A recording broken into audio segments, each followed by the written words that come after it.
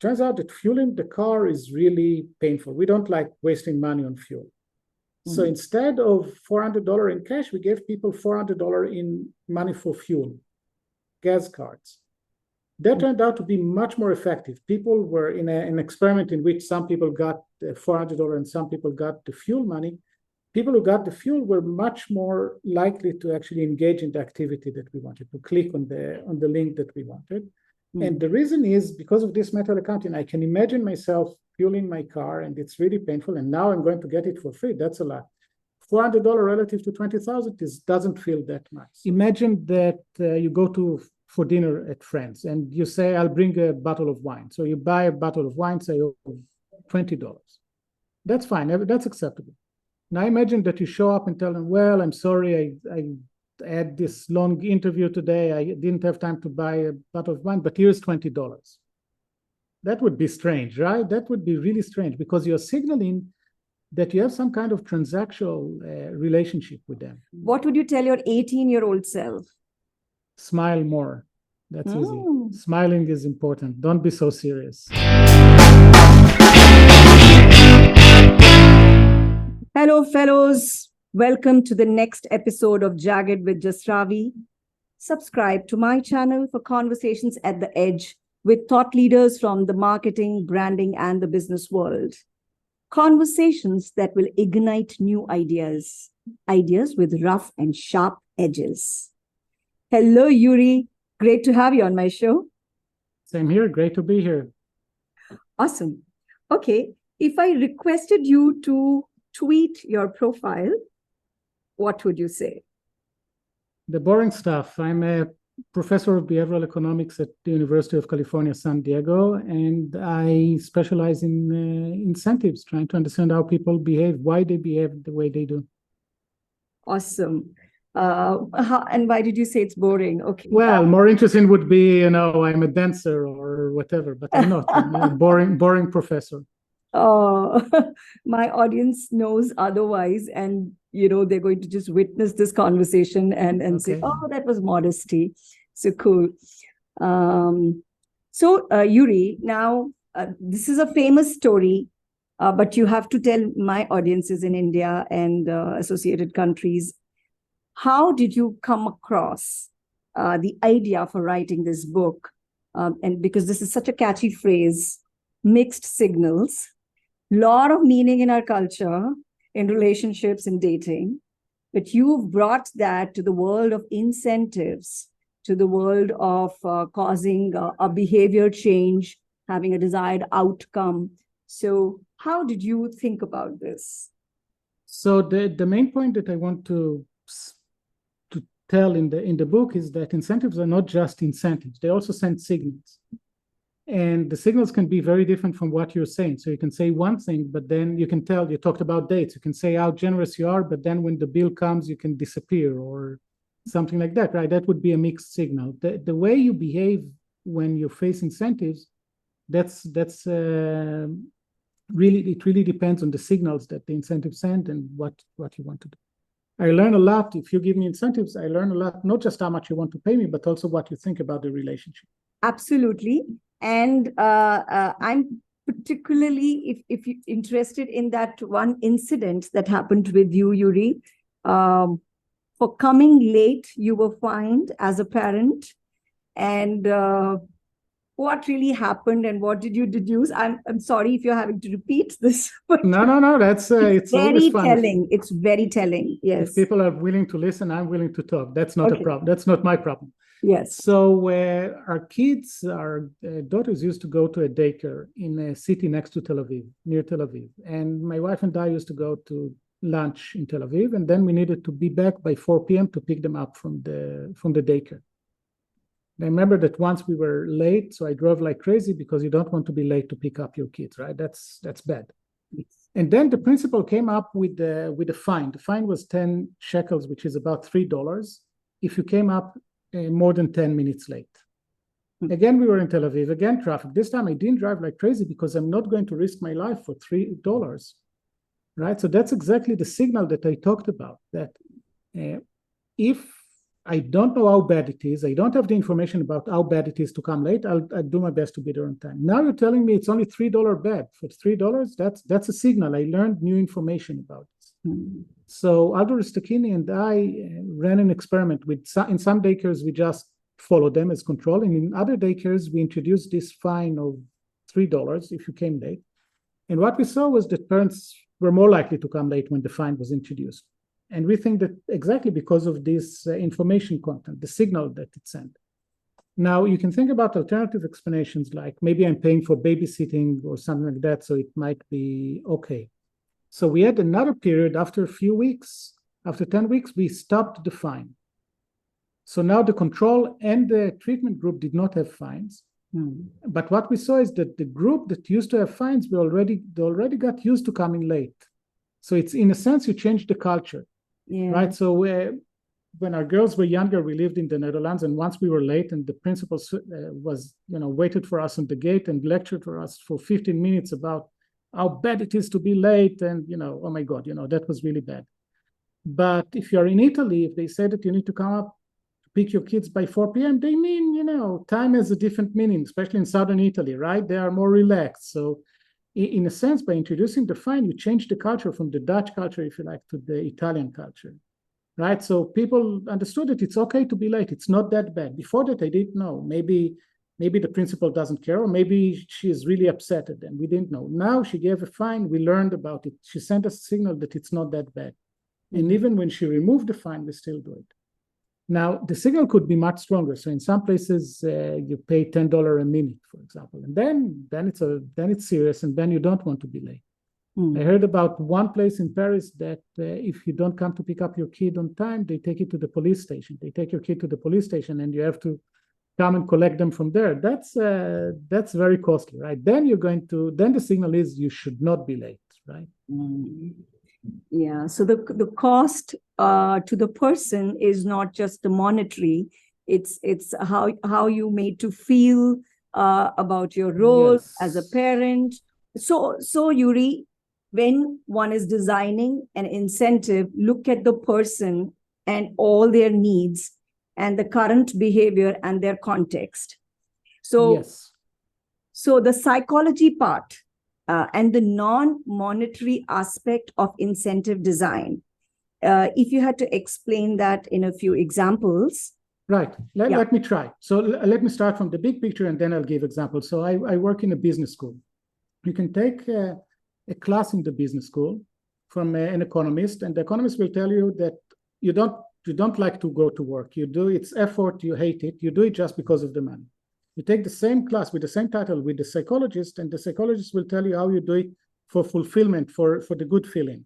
And of course, it's both of them. I go to work because they pay me and because I want to enjoy it. I want to have some satisfaction. And that's what we try to have. That's what you said. Let me give you an example. Imagine that you see your neighbor in the morning going to the recycle center with a large bag filled with 100 soda cans.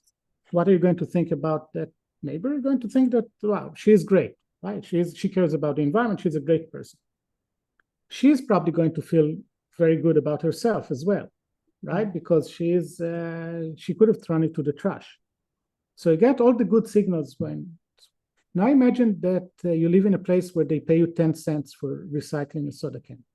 You again see your friend, your neighbor going to the recycle center. But now you say, really, for $10, she's so cheap? It completely changes the meaning of what you're doing. So you really need to control the meaning of what you're doing. Imagine that you go for dinner at friends and you say, I'll bring a bottle of wine. So you buy a bottle of wine, say, $20. That's fine. That's acceptable. Now imagine that you show up and tell them, well, I'm sorry, I had this long interview today. I didn't have time to buy a bottle of wine, but here's $20. That would be strange, right? That would be really strange because you're signaling that you have some kind of transactional relationship with them. So it's not just about knowing them and coming over, right? So there are things that we don't know. Imagine that your friend asks you to come and move the sofa. They need to move to a new apartment. If they'll give you $10 at the end, that will be really weird, right? If they'll invite you over for a drink, that's fine, right? Even if the drink is cheaper. So everything that we do, the incentive if we use money in particular, it's really send a signal that we need to be very careful about. So, there is there is relationships, there is organizations, and then there is marketing. So everywhere we're designing incentives for a certain behavior change, and everywhere there is an aspect of the person that is involved, and we have to understand, or what is it that we are appealing to, Right. because like you said, in the non-monetary aspect, so you've talked about self-signaling as well. So this person who is recycling is forming certain self-concept and a self-identity that Yes. I'm a good person, I care about the Yes. environment, and that is priceless. I agree with everything you Attachment. said, apart from the priceless. Because if the incentive will be, I'll give you $1 million if you recycle, you'll do it, right? So there is a price in which you'll say, okay, I don't do it for the environment, but that's fine. It's that you're paying me enough money to do it, right? But exactly what you said, the self-signaling is destroyed. Now, instead of saying I'm doing it because of the environment, I'm doing it for money. And then, like in the example of the daycare, if the fine or the reward are large enough, then you're going to do it. But you're going to do it for different reasons. So, Uri, for any kind of behavior change, incentive can be designed, or there are certain kind of behavior changes where this can work. For example, now there would be profiles of people, like you said, for some, at a certain price, I'm willing to make the effort to recycle. For some people, they are already bought into it because of their value system, and they'll do it for another gratification. So you touched on something really important. People are different, and it could be culture. By culture, I could mean you're from India, I'm from Israel, I live in the US. Every place has a different culture. Maybe in India, it's great to be competitive. You like it, maybe. But in Japan, maybe people think that it's rude to be competitive. So you need to target your incentives to the right people. It could also be even within San Diego, where I live, it could be that taxi drivers and teachers and lawyers and bankers have different culture, right? So you really need to target your incentive. Exactly like you said, if I care about the environment, maybe you shouldn't pay me money. You should just tell me how important it is for the environment. If I don't care about the environment and you want me to recycle, give me money, right? So that's exactly true. That the signal that you send really depends on the receiver of the signal, right? The people that you are incentivizing, and you should take this into account. Would you like to share any example of mixed signals, how it works? There are wonderful, beautiful examples in your book. So I started the book with a story about taking my son to Disney World. He just turned 3, and I took him to Disney World. And when they turn 3, they start talking, right? And they start to make sense, and it's great. And when kids start to talk, they also start lying, right? And of course, we told him you shouldn't lie, only bad people lie. Took him to Disney World, and I saw at the entrance that if under 3-year-old, it's free. Over 3-year-old is $117. And without hesitation, I said it's almost 3, right? Which is, a lie, clearly. We went in, I didn't pay. And then a few minutes later, he pulled my sleeve and told me, Daddy, you told me that only bad people lie, and you just did, right? So that's an example of mixed signal from my life, at least, that I told him you shouldn't lie, but then when I got the incentives, I lied, right? And he understood it. But if you think about workplace, you can think about many things that management tells us. So they tell us you should care about quality, but then they incentivize quantity. And then you get something very different, right? It's because if you incentivize quantity, I'll focus on quantity and not on quality. I will reduce the quality. And I'll do it for 2 reasons. One is simply because you're giving me incentive to do it. But the other one is that you signal to me that what you really care about is quantity. You tell me talk is cheap, but when you put your money down, you are incentivizing this. Another example is teamwork versus individual incentives. Many workplaces tell you, oh, you should care about working with other people and together cooperate, but then they give you individual incentives. Why would you work for the team if you get individual incentives? Say mentoring of new employees. Why would you do that if you're not rewarded for it? Yeah. Another one is long run versus short run.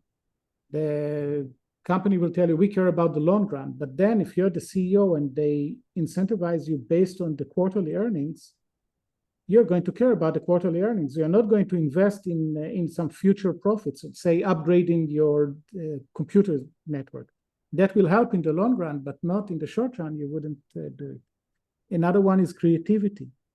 Every place tells you, oh, you should be creative, but then if you fail, they punish you. To be creative means to increase the variance. So you'll have more chance of being very successful, but also more chance of failing. And if I want to encourage creativity, I should not punish failure. I should tell you, look, let's try and debrief and understand why you failed. If you failed because you're bored, you didn't wake up or didn't put the effort, then I can punish you. But if you failed because the idea was good, it just didn't work, let's learn from it and move on, right? So those are 4 examples of cases in which the management tells you one thing, but then when they give you incentives to do something else. Is it, when you're talking about it, Uri, it seems like, oh yeah, I mean, isn't that making so much sense? Why do organizations don't get it? And then you have mentioned that there should be a chief common sense officer to put things in perspective in organizations, because you see this all the time. The leaders speak different, leader actions different, leader rewards different. And like we talk about even kids, like you started with the kid is learning from the role model, the action and the signaling of the parent more than what is said. And we as adults definitely do that. We see what is really valued here. So like you began with, that signaling is creating a very clear message about your priority, what you value, and the actual real message. So chief common sense officer, what role can that person play? And then we will veer towards the marketing aspect of it as well. Yes. Let me give you an example. So the CEO of Coca-Cola had a great idea. He said, look, we have vending machines all over. Let's put thermometers in them and say that the regular price is $1 on a hot day. Let's charge people $1.50 because people are willing to pay more when it's hot outside. That's Econ 101. That's what we teach in economics. People, of course, got upset. Why are you doing this? Are you trying to take advantage of us when it's hot outside? That's not nice. People are really upset. What he should have done was the opposite. He should have said, look, the regular price is $1.50, and on cold days, we're going to give you a discount of 50 cents.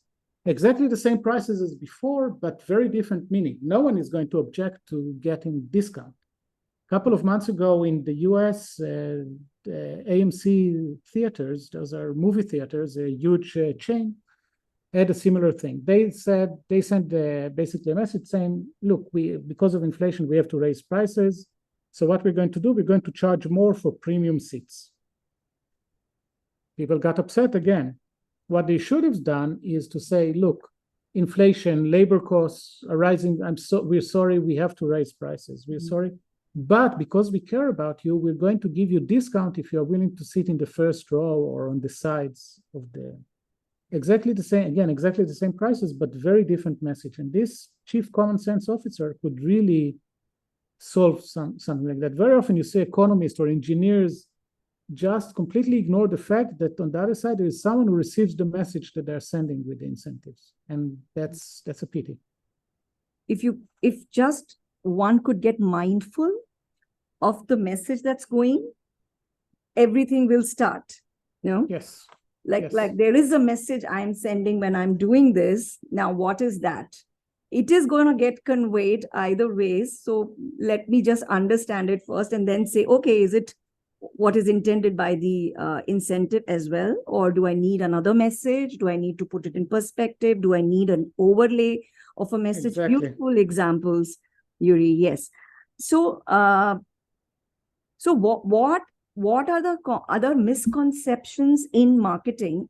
Because like when we look at marketing incentives, promotion, this 20% off, 1+1 free, or loyalty programs. I mean, a lot is going on, and all of that also gets commoditized. Some of it works in the short term. Some of it, you have to keep understanding, getting feedback, evolving. So you could take any one or two examples to share how to design an incentive that will get the desired outcome. So here's an example. You mentioned loyalty programs. So miles, right? I fly with United because they have a big hub in San Diego. And I get the miles, which is important for me, and the status. But the status is more than just the status, because if I have a problem, if a flight is delayed or the weather is bad, if I call, I get an answer faster because I'm a loyal customer, right? Mm-hmm. Now imagine that I need to fly to San Francisco, and I have two options: two direct flights, leave in about the same time, take about the same. One of them, the United one, costs more than, say, Alaska Airlines, right? Which one am I going to take? If I have to pay for it myself, I would have taken the Alaska. Say that the Alaska costs $200 and United costs $400. I would take the Alaska, and then maybe the loyalty program is not that important. But many people are paid by their work to travel, right? And now imagine that I fly for work and someone else is going to pay. I will pick United because I want to earn more points. I want to earn more status. I'm paying more, but it doesn't cost me. It costs someone else. So I don't care about it that much. So that's an example of a very smart incentives in which the airlines understood that they are giving the incentive to someone who doesn't actually pay for it. The person that makes the choices, but not the person that pays for it. And that's, I think, a very smart incentive scheme there. Yes, yes. So what is it that marketers need to understand about designing an incentive? How to, make sure that the outcome that they want is in synergy with what is the intention? So first of all, they need to understand who they work with. And something really important when you design incentives, we'll get to how you design it, but when you design it, you should always do something like A/B testing to see how it works. We do it all the time with, the color of the background of the screen or whatever it is. But very often we don't do it with incentives. And that's something important because maybe you upset someone without understanding, or maybe people will learn how to game the incentive that you have. Run an A/B testing just to see how it works. Now, you're talking about marketing, a really important thing is to understand who's your target audience. So let me give you an example with the hybrid cars. In the late 90s, early 2000s, both Toyota and Honda came up with the hybrid car, the first hybrid cars. Now, those cars were really bad in the sense that you could buy a much better car for less money.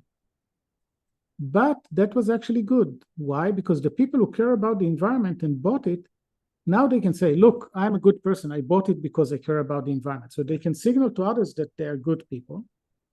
And it also helps them because they feel good about themselves, right? So both Toyota and Honda had a very good start by producing a bad product, which is kind of funny, right?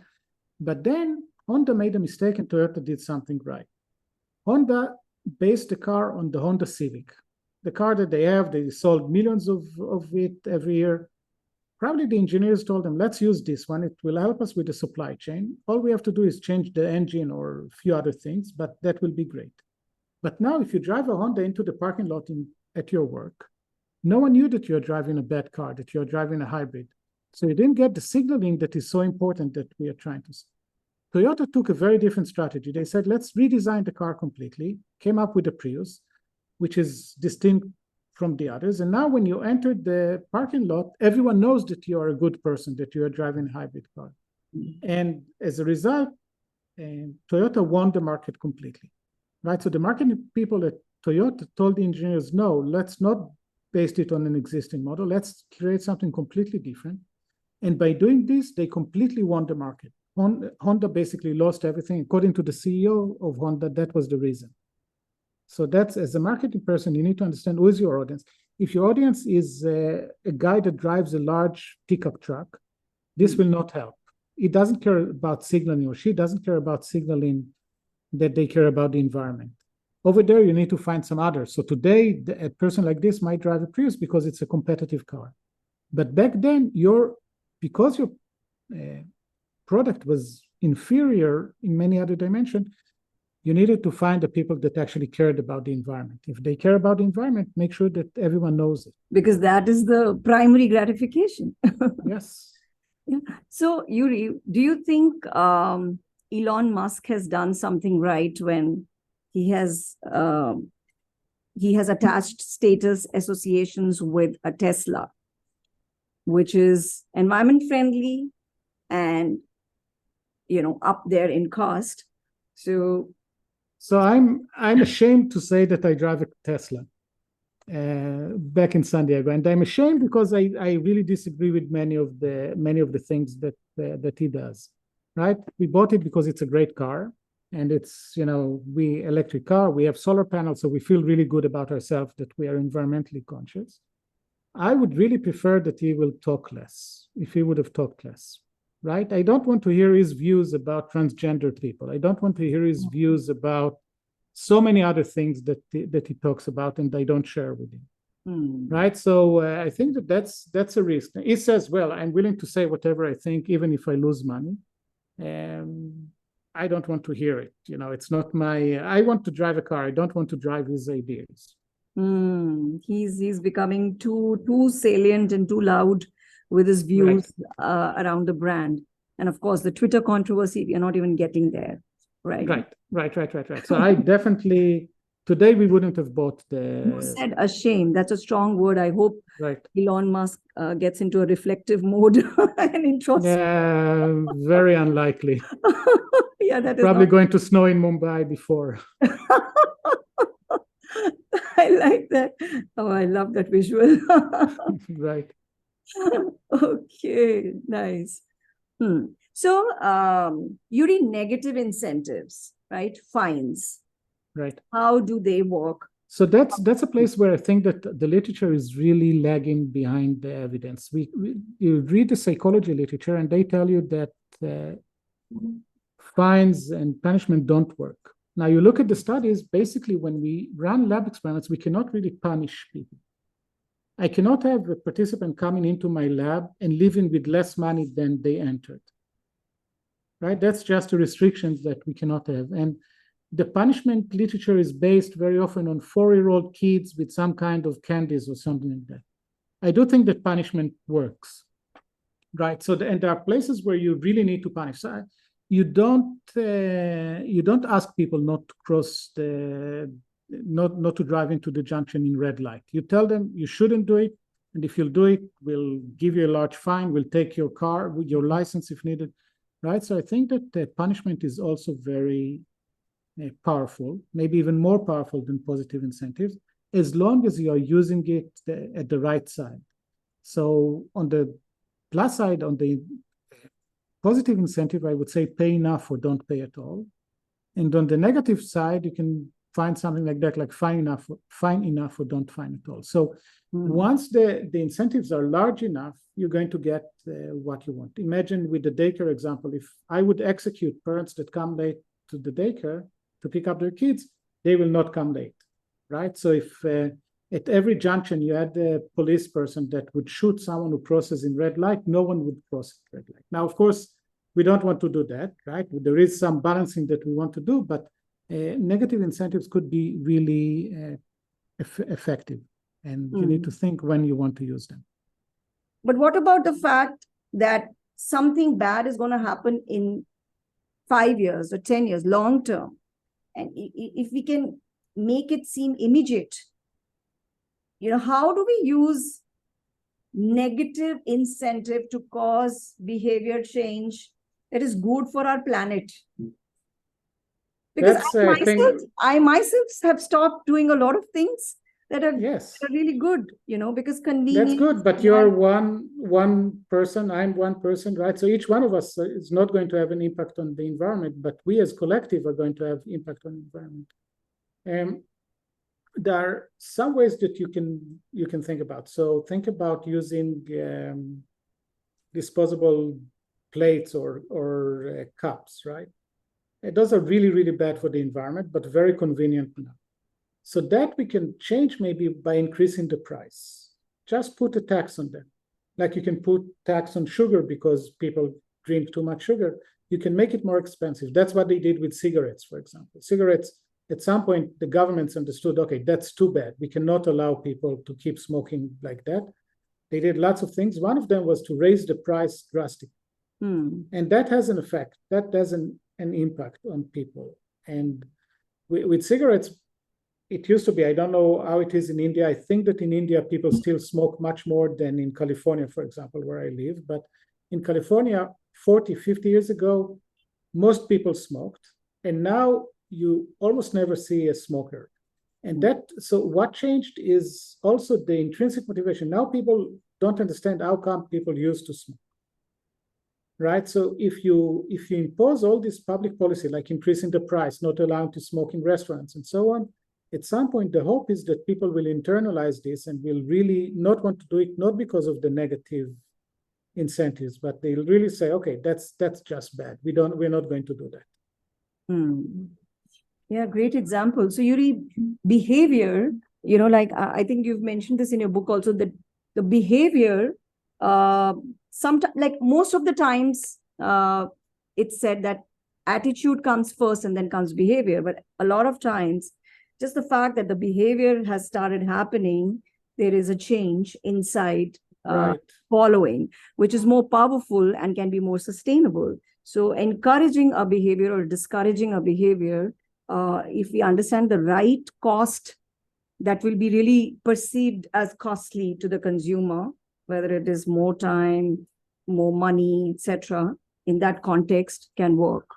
Yes. And then hopefully you'll get long-term change. So many people, including me, I don't know about you, had periods in their life in which I had periods in my life in which I exercise regularly, and then periods in which I don't. I just can't get myself to the gym. And I tried to think, why is that like that? And one important reason is that once you are in a routine of exercising, say you go to the gym twice a week, you know where to park your car, you know how to enter, where to change clothes, which machines to use. You learn all this and it becomes fun to do. The first time you go, it's not fun, right? So what we thought, look, there is this hurdle. So Gary Charnes and I ran an experiment in which we took two groups of students. One of them we just watched, again, the control group, and another one we gave $100 if they went to the gym at least 8 times during a month.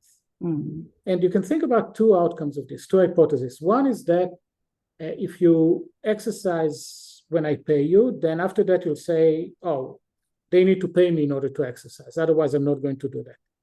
And the alternative is what we call habit formation in this case, that after 8 times, you got used to it. Like I said, you know where to park, you got it into your schedule. And for some reason, you were able to start doing it much more. And that's what we found. We found some kind of habit formation, that people that we paid to go to the gym, even after we stopped paying them, were more likely to do that. Right? And you can also think about incentivizing yourself in this case. So if you understand this, if you understand that the first time you go to the gym is going to be more painful than rewarding, still commit yourself. I'm just going to stick with it. I'm not going to ask myself. I'm going for a month. I'm going twice a week or whatever works for you. And I'm not going to ask myself. And then I'm going to evaluate it only at the end of the month. That could be a really successful way of doing this. And by the way, when you do it, it's important not to tell you what to do. Because I, for example, really hate running. I really, really hate running, but I don't mind the elliptical machine. I kind of enjoy it. And if I can watch Netflix while I'm doing it, even better, right? I actually enjoy doing this. So you need to let people find what it is that they like. If you go to the gym and I'll force you, if someone will force me to run, I will quit the second they'll stop paying. But if they let me find something, it will work. So I can give you an example from my mother, actually. When I was a teenager, I used to read these trashy books, Western books with good guys and bad guys. And people were upset at my mother that she let me read this kind of thing. And she said, I don't care. As long as he enjoys reading, he will grow up from these trashy books and will read it. Right? So at the same time in school, they tried to convince me to read Dostoevsky. Now, no 16-year-old in his right mind would want to read Dostoevsky. You can read it when you're 60, not when you're 16, right? So if I force you to read something, if I force you to do something that you don't like, no incentives will create a habit.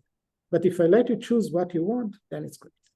The whole importance of understanding a person, their context, researching, and then designing, makes so much sense. So for habit formation, you said 8 times. If The practice that worked in our experiment, yes. Okay, that's awesome, because typically they say like 21 days, you keep doing something, it becomes a habit.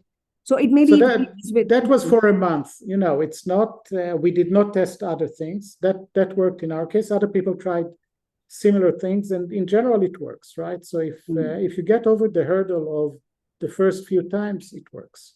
Yeah. I wouldn't say 8 or 21 days. I think that's not a scientific thing to say. It's like 10,000 steps on a day, right? That's just a goal that is out there, but it's not that if you walk 9,000, then you're going to die. No, it's a good goal to put.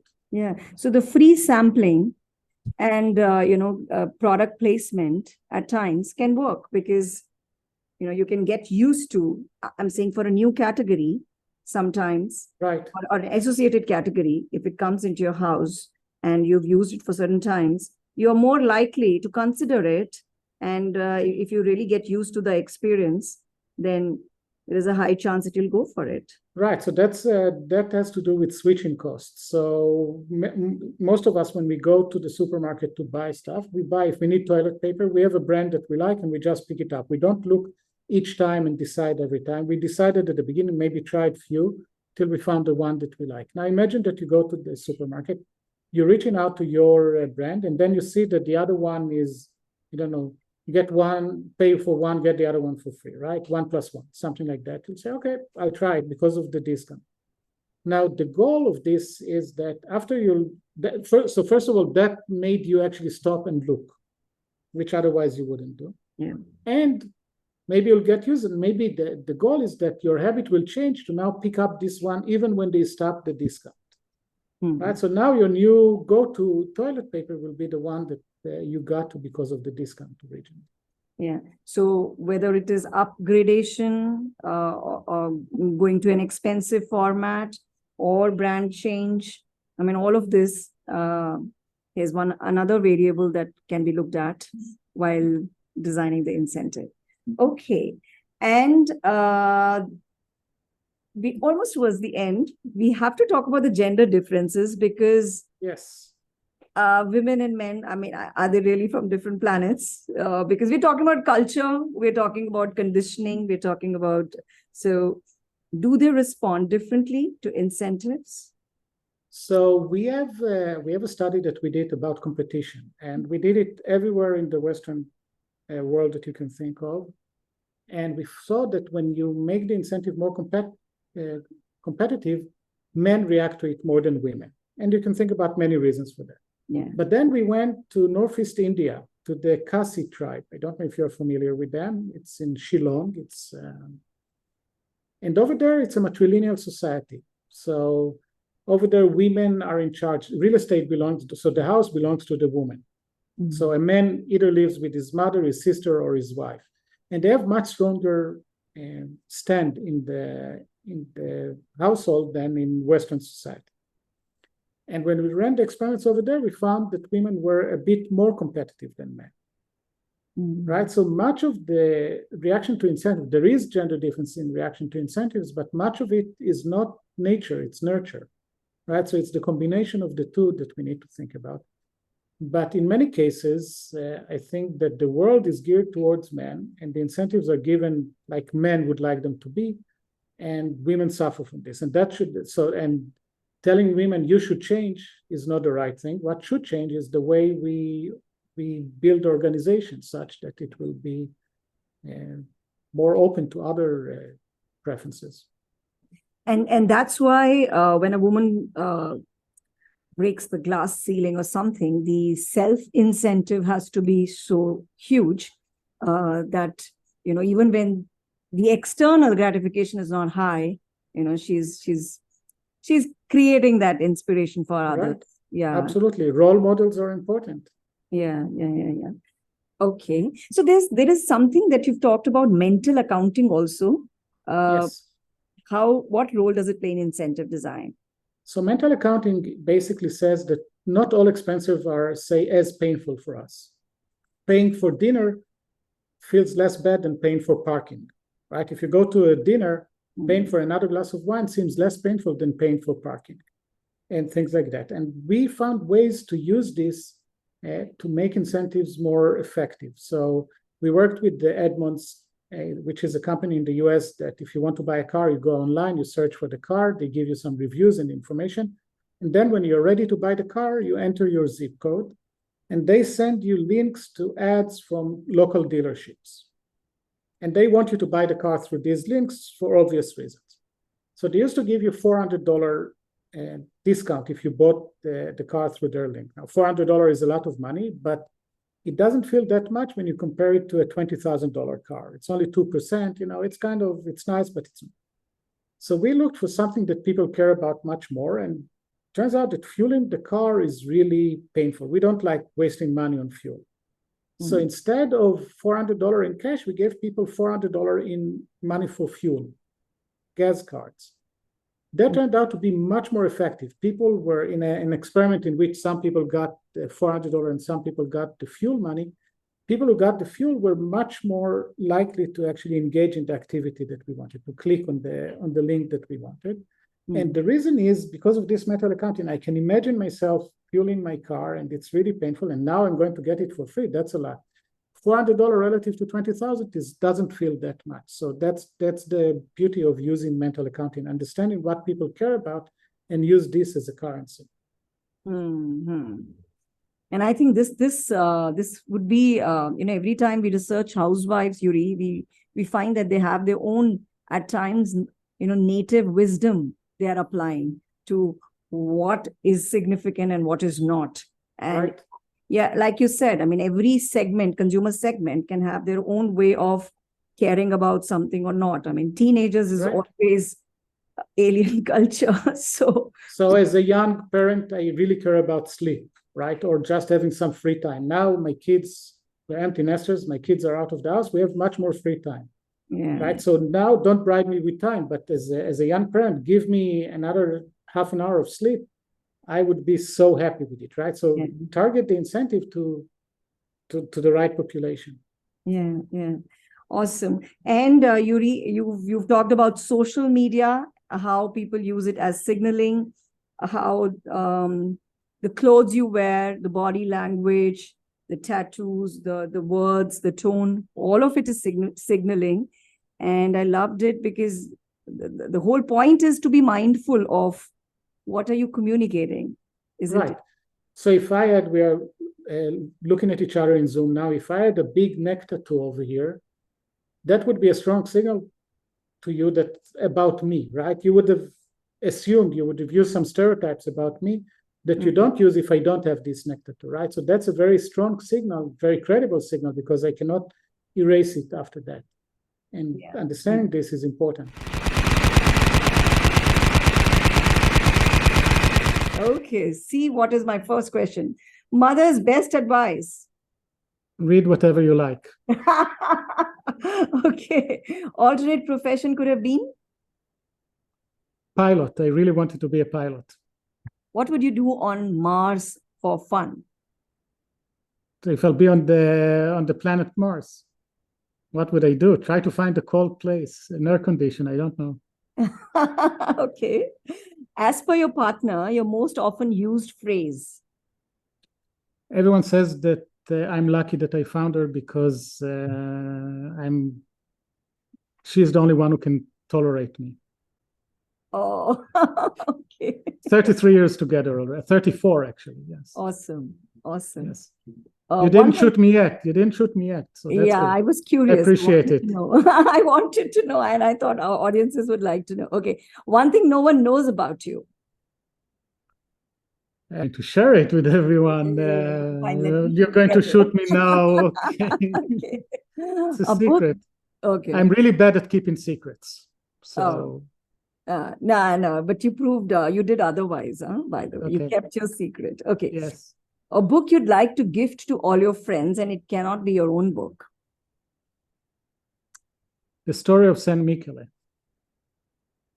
Mm. It's a Swedish guy from about 100 years ago, went to southern Italy, and he was a doctor, and it's an incredible story. Okay. I've been to the place. I've been to the island where it was Capri, and it's a beautiful place. Okay. Wow. What would you tell your 18-year-old self? Smile more.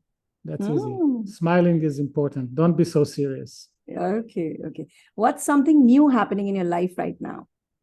Trying to promote my book. That's not something that I'm used to. As an academic, I'm used to writing papers and talk with 50 people that, that are in my club, and trying to convince other people that what I'm doing is interesting. That's a challenge, and I enjoy it. Mm-hmm. Awesome. You're doing a great job, Uri. only one times you shot me so far, so that's okay. Okay. What's your favorite childhood memory? Going to the Sea of Galilee with my family for a week. Every summer we went there, and it was amazing, just being on the lake. Awesome. If you were to devote the rest of your life to philanthropy, what cause would you choose? I think that homelessness is something that, as someone who lives in San Diego, we have lots of homeless people, and it's a real problem. It's a very complicated problem, because there isn't a simple solution to it. Yeah. More generally, mental health, help people with mental health. Got it. What is your greatest joy? Doing stand-up paddleboarding and smoking cigars, not at the same time, but separately. But one is actually good for you. It's healthy. The other one, smoking cigar is not healthy. I just enjoy it so much. Oh, okay. How would you like strangers to remember you? As someone with interesting ideas. What's a lesson that took you a long time to learn? Well, many of them I still try to learn. For example, how come lies became so acceptable now? Fake news is so spread. It didn't used to be like that. And then trying to understand, there are obvious reasons because of social media and no filters of a fact check, but still, I think it's much deeper than that. The change that happened in regard. Yeah, it became visible later, but a lot was going on to manifest that. Okay. What is one missed opportunity that you wish you could have a second chance at? Being a pilot. Awesome. You did so well, and I was so kind. Yeah, you were kind. At some points you could have shot me, but you were nice, so I appreciate it. Okay. Uri, I'd request you to share online addresses, emails, anything, so that our audiences know how to reach you. So the best is to email me, Uri Gneezy, so you and then my last name at ucsd.edu. But if you Google my name, you'll find it. So that's easy. I'm always happy to hear from people with questions, comments, telling me that I'm an idiot, everything. As long, the worst is not to get any comment, right? So as long as it was interesting for some people to care about it. So I've done many podcasts in the last month, and that was really one of the most fun ones. So I really like the fact that it wasn't too structured. So it was the exact amount of structure that interesting, and your input on this, I think, was very interesting. So I enjoyed it very much, which is great. Guys, please like, share, and subscribe. Yeah, like, share, and subscribe. Yes. Yeah.